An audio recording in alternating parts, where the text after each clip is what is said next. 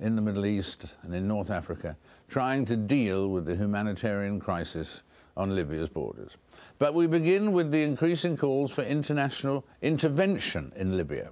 One of the most powerful voices calling for this form of military action, and in particular for a no-fly zone over Libya, is that of the former US presidential candidate, John McCain.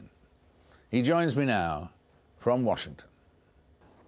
John, you've been speaking firmly in the last few days about the advantages of a no-fly zone option.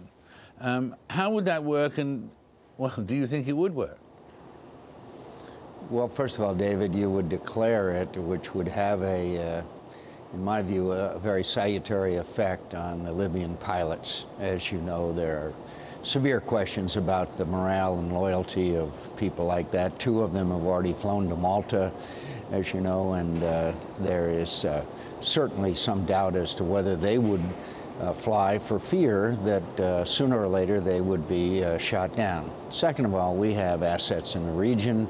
We have an aircraft carrier. We have bases in Italy and in Sicily, as you know, and we could work with our allies. The British Prime Minister and the French President have been very strong on this issue. And most importantly, everything I'm hearing out of Libya on the part of the people who are seeking freedom from Gaddafi's rule, they're asking for it. They're asking to be protected from air attacks, and that's an understandable desire.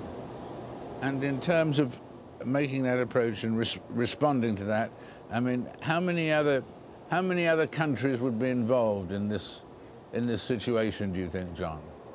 Well, again, the British and the French have been very supportive. Others have. I'm not averse to going to NATO, but I also think that the United States could say, look, this is a situation where people are being massacred or attempted to being massacred by Gaddafi. He has clearly threatened all kinds of things that would happen rather than him leave power. And so there's a lot of ways.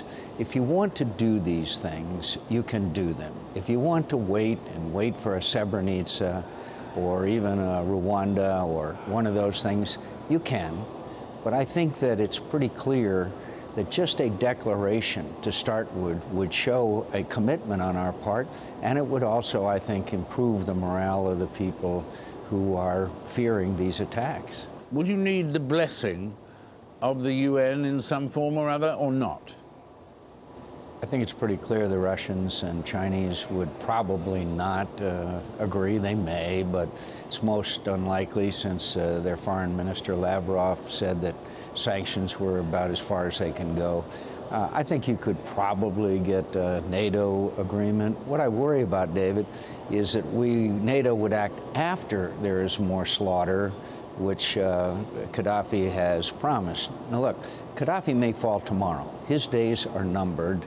The question is how long are those days going to be, and how much murder and mayhem is he going to be able to inflict on his own citizens before he goes? I think a no-fly zone, and I'm not talking about the slippery slope of now troops on the ground, which I would oppose, but we need to do a lot more in a humanitarian way as well. We could do some covert stuff, you know, like we know how to do pretty well. But the fact is that that declaration, I think, would have a significant impact, a positive impact on the morale of those who are struggling against Gaddafi's better equipped and marginally better trained armed forces that he has.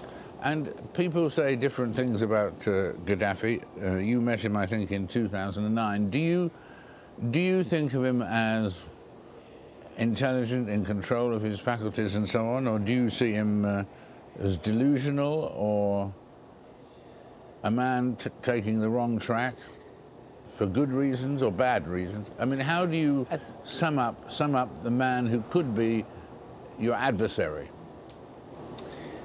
Well, I think anybody who's able to maintain power for 42 years, you should not underestimate. Yeah, I think there's a degree of insanity. You and I are old enough to remember that Hitler was insane too, and so was Stalin, and so have some other very successful and brutal dictators throughout history. So but I view him as capable. And I view him as a person who has access to huge amounts of money. And I think he's dispensing a lot of that money now to maintain the loyalty of his mercenaries and perhaps his troops. And again, his forces are not well trained and they're not well organized, but they're a lot better trained and a lot better organized than those civilians who are rising up to try to assert their freedom. That's why I worry to some degree about a possible stalemate, which would then entail significant bloodletting. But please let me be clear, I am not predicting the outcome of events, but I do agree with the President of the United States and the Secretary of the State, Gaddafi must go. And what about the situation? Should people look at the situation of the rebels, brave, the rebels and so on, but sometimes underarmed.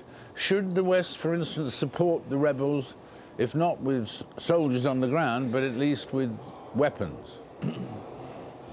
Well, I think that has to be a real serious consideration. You know, during the Afghan war, Russian war with Afghanistan and other conflicts, we have supplied arms to the right people. Obviously, there's not a degree of cohesion or organization now that would make that easy. I think we could supply them with things like satellite imagery. I think we could, but right now, I think one of the best things we could do is provide them with the moral support that, and they pay attention. They pay attention to what the United States of America says and what we do. And what about the situation with Hugo Chavez and getting involved in this situation somewhat, which is an unusual surprise development and so on. But does that have any meaning to play in all of this? Well, as you know, he and Gaddafi have a very close relationship. I was very relieved to see him agree to mediate. That pretty well wrapped up any problems that I might have had with the situation. Let me just say that I think that Chavez is a marginal player here, and it's pretty obvious that he's just sort of weighing in with some rhetoric. The people of Libya will decide their future. I'd like to see them have the kind of assistance that would prevent them from being ultimately killed and maybe ultimately massacred from the air, and I don't think it's that difficult for us to do. It's complex. We'd have to take out the air defenses, which are not that strong, by the way, that the Libyans have, and we would have to do some other things. But overall, I think the world's greatest military power ought to be able to handle this situation fairly well. But it could become a bombing battle, in a sense. I don't think so. His Air Force is very small and weak.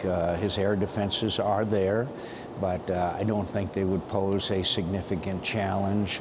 And again, you know, there's always the psychological aspect of war. If I was a Libyan pilot and I was told